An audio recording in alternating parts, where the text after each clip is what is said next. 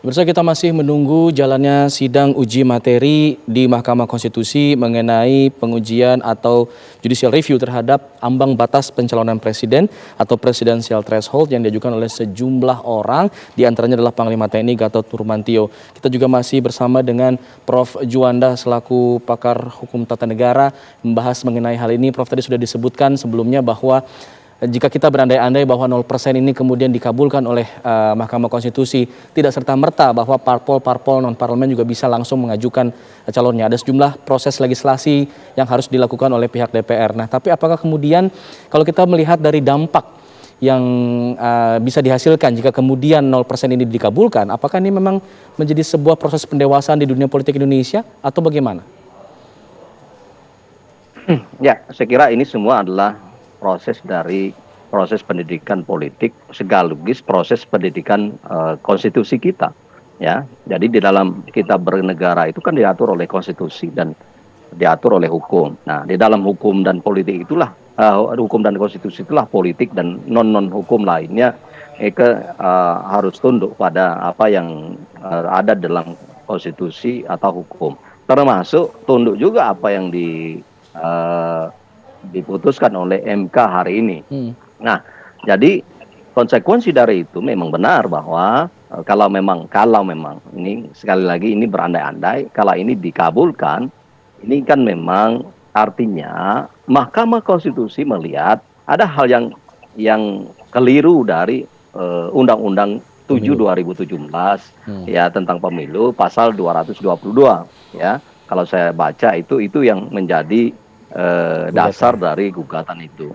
Nah, dan apa alat uji dari para pemohon ini adalah pasal 6A. Jadi dalam Undang-Undang Dasar 45. Saya kira memang itu adalah kalau memang ini digabulkan berarti Mahkamah Konstitusi melalui hakimnya menganggap bahwa undang-undang khususnya tentang presiden yang ada dalam Undang-Undang 7 2017 itu dianggap bertentangan dengan konstitusi. Nah, ini hal yang sangat mendasar, sementara alat ujinya adalah konstitusi, sementara undang-undang kita mengatur tentang hal-hal yang dianggap oleh kelompok orang adalah bertentangan.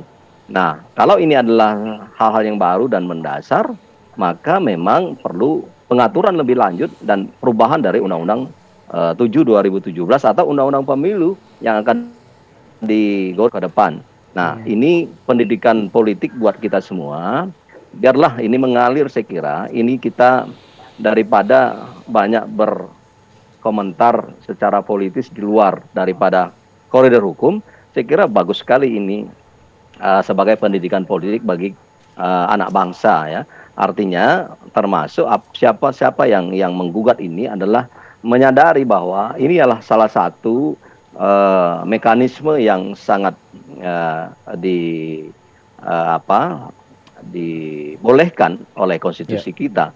Nah, tinggal masalahnya adalah ya apakah ini dikabulkan atau tidak. Nah, ini perlu memang objektivitas dari Mahkamah Konstitusi. Prof, ada juga kekhawatiran lain mengenai jika kemudian 0% ini dikabulkan untuk presidensial threshold-nya dan ini dijalankan atau dilakukan di pemilu 2024 yang merupakan pemilu serentak. Apakah ini kemudian tidak akan terjadinya adanya semacam gangguan begitu, mengganggu ritme yang sudah ada atau bagaimana Prof melihatnya? Ya, sebagaimana yang saya ungkapkan di tahap awal tadi, bahwa sebenarnya ini adalah tinggal lagi penilaian dari hakim konstitusi. Kalau ini sudah langsung berlaku, ya sejak saat diucapkan hari ini, konsekuensinya ya bahwa ini harus dipersiapkan seluruh stakeholder yang ada, termasuk adalah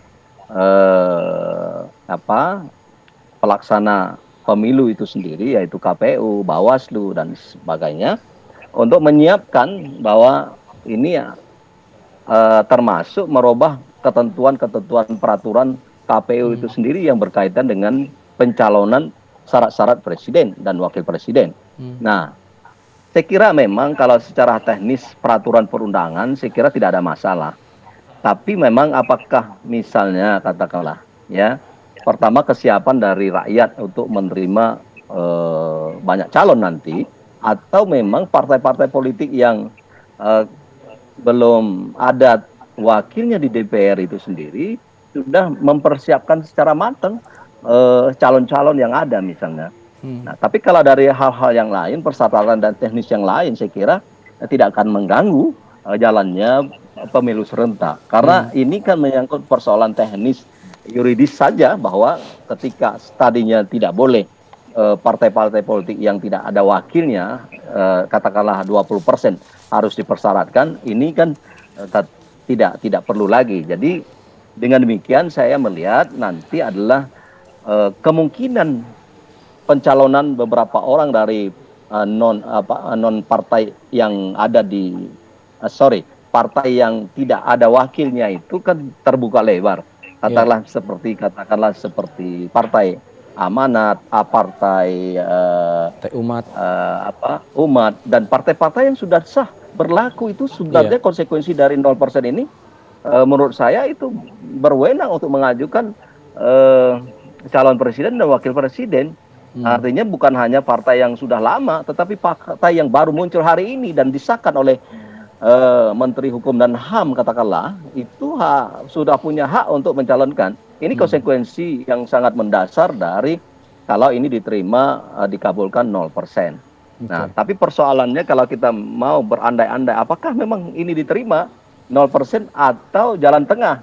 Nah, saya khawatir ini nanti ya hakim konstitusi, walaupun memang ini tidak boleh terpengaruh ya dengan pikiran atau hal-hal lain, kecuali adalah dari argumentasi hukum dan fakta-fakta yuridis serta fakta-fakta yang ada di persidangan, saya agak sedikit belum yakin bahwa para pemohon ini mampu meyakinkan hakim konstitusi, atau bisa jadi mereka pemohon ini mampu meyakinkan, tetapi hakim konstitusi kita belum sepenuhnya untuk menyatakan bahwa ini adalah bertentangan dengan pasal 6. Nah, paling tidak kalau itu terjadi berarti hakim konstitusi kita itu mengambil satu putusan yang mendua atau jalan tengah. Ya, jalan tengahnya sehingga bisa saja 10% misalnya, tapi bukan 2%, jadi dikurangi dari 20% menjadi 10%. Atau bisa jadi kalau memang agak sedikit kompromistis ya, untuk supaya ya ini adalah tahap untuk supaya nanti ke 0%, mungkin 7% atau 7-8% mungkin dibuat begitu misalnya. Nah, ini adalah jalan tengah. Nah, tetapi saran saya hakim konstitusi tidak boleh jalan tengah ya. Kalau perlu tegas sekali bahwa kalau memang terima 0%, kalau tidak ya tetap seperti 20%. Oke, Nah, idealnya seperti itu. Idealnya seperti itu. Tapi kemudian jika kemudian kita mengambil skenario jalan tengah tadi, misalnya 10 atau 7% yang kemudian dikabulkan oleh hakim, apakah harus ada proses legislasi yang sama ketika andai-andai 0% juga dikabulkan? Apakah proses legislasinya sama? Oh iya, jadi begini, kan kalau ini dikabulkan, apakah 10%, apakah 0%, atau merubah dari ketentuan ya pasal 222 itu sendiri terjadi perubahan ya, putusan Mahkamah Konstitusi merubah, maka ini pasti akan merubah proses perubahan dari undang-undang itu sendiri. Dan ini adalah kewenangan dari DPR dan DPD tentunya untuk merubah, menyesuaikan ketentuan peraturan perundang-undang itu dengan putusan Mahkamah Konstitusi hari ini. Saya kira itu adalah satu kewajiban nanti. Prof, ini aturan presidensial threshold ini kan kita tahu sudah puluhan kali ditolak oleh MK. Bukan nama-nama yang biasa sebenarnya sudah mengajukan, ada Fajrul Rahman, ada Effendi Ghazali, ada Rizal Ramli, yang kemudian juga argumentasinya mentah di Mahkamah Konstitusi. Nah, apakah latar belakang penggugat ini mempengaruhi putusan dari MK karena tidak punya legal standing dalam hal pencapresan di situ, atau bagaimana sebenarnya? Iya, saya kira ya bisa saja terjadi ya bahwa mempengaruhi. Tapi sebenarnya secara teori itu tidak boleh Hmm. mempengaruhi kecuali adalah substansi argumentasi ya, makanya saya katakan tadi adalah tergantung pada argumentasi dan fakta-fakta yang ada di persidangan. Ya, hakim tidak boleh melihat siapakah yang menggugat, apakah yang pro pemerintah ataupun yang berseberangan dengan Hmm. pemerintah. Hakim tidak boleh, makanya hakim itu ada syarat-syarat hakim konstitusi, syarat-syarat hakim yang biasa itu dia harus negarawan. Ya, dia adalah katakanlah secara teori hukumnya adalah dia dikatakan sebagai wakil dari Tuhan untuk memberikan keadilan kepada masyarakat luas. Nah, ini adalah prinsipnya. Tetapi namanya manusia bisa saja terpengaruh, dan ingat sebagai catatan bahwa hakim konstitusi itu kan berasal dari 3 sumber. Betul. Sumber pertama dari Mahkamah Agung, sumber kedua adalah dari Presiden, sumber ketiga adalah dari DPR. Nah, ini adalah peta sumber atau namanya gambaran dari sumber dari hakim konstitusi ini bisa saja menjadi sebuah pengaruh dalam seseorang mengambil keputusan. Nah, tapi bisa juga tidak, karena ini adalah sekedar sumber. Tetapi ketika dia menjadi hakim konstitusi, seharusnya tidak dia harus ingat dia berasal dari mana. Yang jelas kalau memang ini adalah demi untuk tegaknya hukum dan tegaknya keadilan, bagaimanapun pahitnya ataupun dia bersumber dari katakanlah dari sesuatu dari katakanlah dari DPR atau dari MA atau presiden, dia lupakan itu sumber dari mana dia berasal atau dari mana dia dikirim. Karena kalau sudah dia masuk ke dalam ruang namanya hakim konstitusi, maka dia tidak lagi atribut-atribut yang dia bawa lagi kecuali atribut negara dan rakyat. Saya kira itu. Oke. Prof, kalau tadi berandai-andai bahwa 0% ini dikabulkan begitu. Tapi kalau kita berandai-andai juga gugatan ini ditolak. Semalam juga kita melihat ada 6 parpol non-parlemen yang kemudian berkonsolidasi akan kemudian mengajukan gugatan jika hari ini gugatan yang sudah ada ditolak. Nah, apakah kemudian Prof melihat legal standing dari 6 parpol non-parlemen ini juga memiliki argumentasi yang lebih kuat dibandingkan dengan penggugat yang ada saat ini? Saya kira begini ya, kembali pada persoalan berarti itu kan melihat siapa yang mengajukan. Ya, saya kira itu kan saya katakan tadi tidak boleh. Tetapi persoalan legal standing itu penting. Ya, legal standing sangat penting. Jadi bukan persoalan apakah seseorang atau partai apa yang mengajukan. Saya kira itu tidak pas ya, atau tidak beralasan kalau itu. Apapun misalnya siapapun mengajukan kalau memang argumentasinya masih seperti yang lama atau yang sekarang diajukan, saya kira itu akan sia-sia. Nah, tinggal lagi memang adalah saran saya atau menurut saya adalah apabila ini ditolak, maka artinya ya perlu memang ini adalah satu kesabaran bagi orang-orang yang menginginkan ini ada perubahan. Paling tidak adalah melalui perubahan konstitusi misalnya. Nah, melalui perubahan konstitusi bagaimana? Ya mungkin saja dirubah itu, jangan lagi ada kata-kata diusulkan hanya partai politik dan gabungan partai politik. Tetapi bisa saja itu adalah diusulkan secara independen misalnya, perseorangan. Nah, walaupun ini perseorangan pun pernah diajukan itu ditolak juga, ya. Nah, ini hal-hal yang saya kira menjadi catatan besar kita dalam rangka memperjuangkan merubah, menghapus presiden threshold itu sendiri. Nah, namun demikian saya kira apapun yang dilakukan oleh kawan-kawan kita ini termasuk Pak Gatot, saya kira ini adalah sebuah satu proses pendidikan politik dan presiden konstitusi saya kira, dan perlu diapresiasi. Tinggal masalahnya adalah apakah ini akan dikabulkan atau tidak. Yeah. Nah, ini yang dimasalah. Ketika tidak dikabulkan, saya kira perlu dicari lagi satu jurus-jurus pamungkas sehingga nanti argumentasi apa yang harus dilakukan. Tetapi yang namanya perjuangan saya kira tidak perlu berhenti sampai di sini. Kalaupun ini tolak. Baik, kita akan sambil memantau juga, Prof, bagaimana kondisi terbaru di Mahkamah Konstitusi. Kita akan menyaparkan kami ada Hijul Akbar di sana untuk memantau bagaimana jalannya sidang perkara yang sedang dilakukan oleh MK. Hijul, diketahui ada 8 perkara saat ini yang kemudian akan dibacakan atau diputus vonisnya oleh Mahkamah Konstitusi. Untuk saat ini sedang menggelar sidang perkara apa?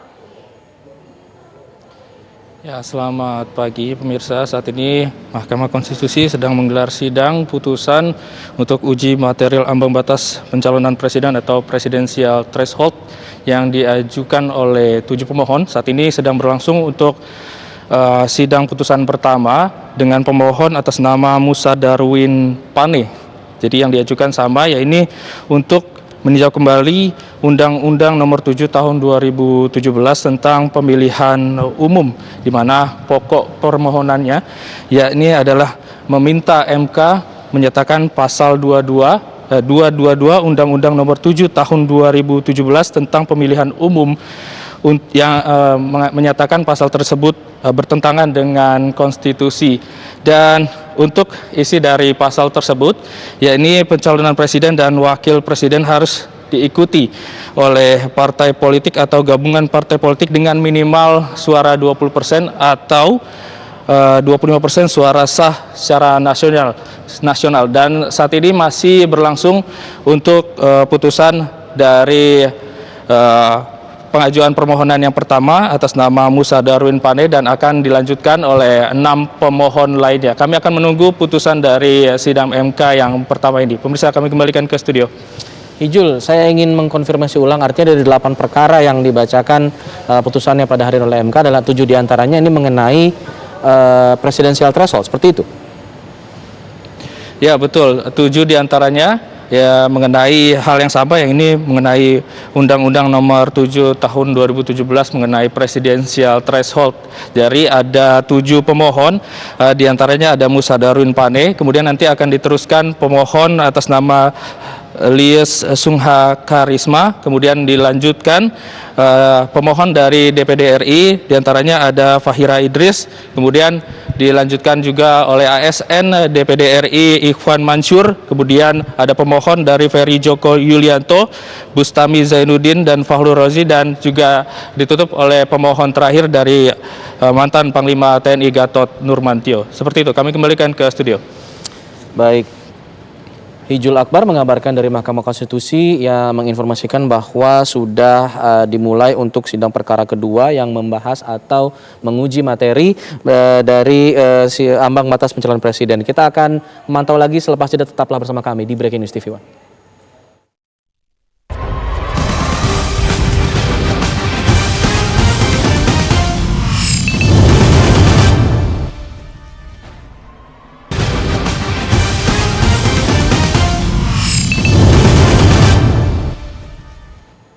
Anda kembali di Breaking News TV One, pemirsa. Kita masih bersama dengan narasumber kita, ada Profesor Juanda.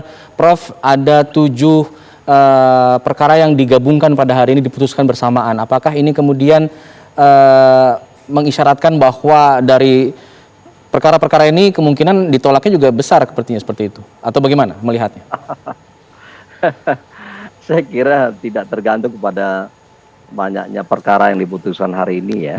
Tapi yang jelas bahwa soal persoalan teknis hari sidang dan bagaimana menggabungkan beberapa perkara itu, saya kira itu soal kesiapan daripada hakim konstitusi yang dipersiapkan oleh sekretariat di MK. Tapi yang jelas adalah kalau kemungkinan ditolak, saya kira kalau saya melihat adalah masih 50-50. Sebab apapun ya, karena kalau memang para pemohon ini mampu meyakinkan bahwa benar di dalam pasal 222 Undang-Undang 7 2017 itu bertentangan dengan pasal 6A, ya, saya kira baik ayat 1 maupun ayat 5 sebagaimana yang saya baca dari gugatan mereka, maka ini kan berarti kemungkinan besar akan diterima.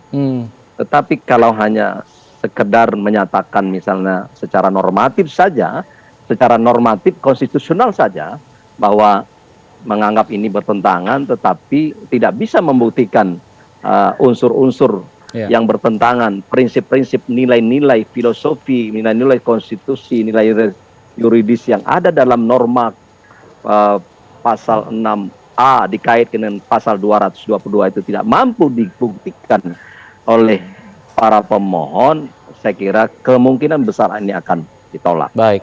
Ya, bukan dikabul.